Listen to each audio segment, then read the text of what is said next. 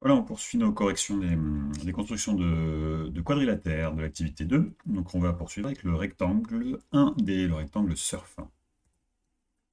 Voilà, surf, eh bien, on va démarrer avec une figure à main levée qui va ressembler à quelque chose comme ça, avec nos quatre angles droits. Ces quatre angles droits, on y indique les noms des sommets, ainsi que les mesures. Je bouge un petit peu ma figure, sinon vous ne verrez pas. La longueur UF, donc c'est un peu particulier, c'est la longueur d'une diagonale. Elle est de 7,2 cm. Je n'indique pas les unités pour y voir plus clair. Et la longueur SU, c'est 5 cm. Elle est ici. Vous connaissez les propriétés du rectangle, donc les deux côtés opposés ont la même mesure. Donc le côté FR également a une mesure de 5 cm. Alors pour construire ce rectangle, eh bien, on va devoir utiliser bien sûr la règle graduée pour tracer un premier côté. On va pouvoir également construire les deux côtés SF et UR. Même si on ne connaît pas leur longueur, on sait qu'ils forment un angle droit avec le côté SU. Et on terminera avec une diagonale de mesure 7,2. On peut déjà remarquer que l'autre diagonale également va mesurer 7,2 cm. Ça fait partie des propriétés du rectangle. Alors c'est parti. À côté, nous allons tracer notre rectangle en commençant par le côté SU. Voilà.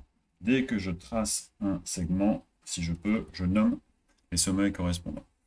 Puis, à l'aide de notre équerre, nous allons tracer les côtés SF et UR. Alors, je place mon équerre convenablement. Voilà.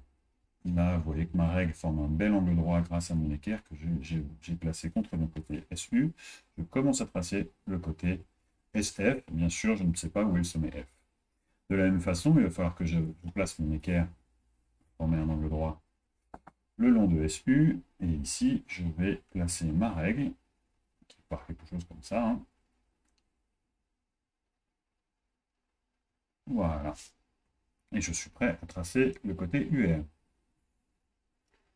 Comme ceci. On a donc nos deux côtés qui sont prêts. Il reste à construire les deux diagonales. Alors, j'ai déjà préparé un écartement de 7,2 cm. De U jusqu'à F, il y a 7,2 cm. Donc moi, j'ai pris mon compas et j'ai préparé cet écartement de 7,2. Donc je pique sur le point U et je fais une marque à 7,2 cm. Voilà où arrive mon point F, mon sommet F, pardon. Mais je peux remarquer que de S jusqu'à R, il y a également 7,2 cm, puisque les diagonales d'un rectangle ont la même longueur. Donc, en gardant le même écartement, je peux tout de suite placer mon sommet R également à 7,2 cm du sommet S. 7,2 cm comme ça, donc j'ai utilisé mon compas pour le faire. Et le gros avantage de ça, c'est que je n'ai plus qu'à relier mes deux sommets avec un dernier segment qui sera le dernier côté.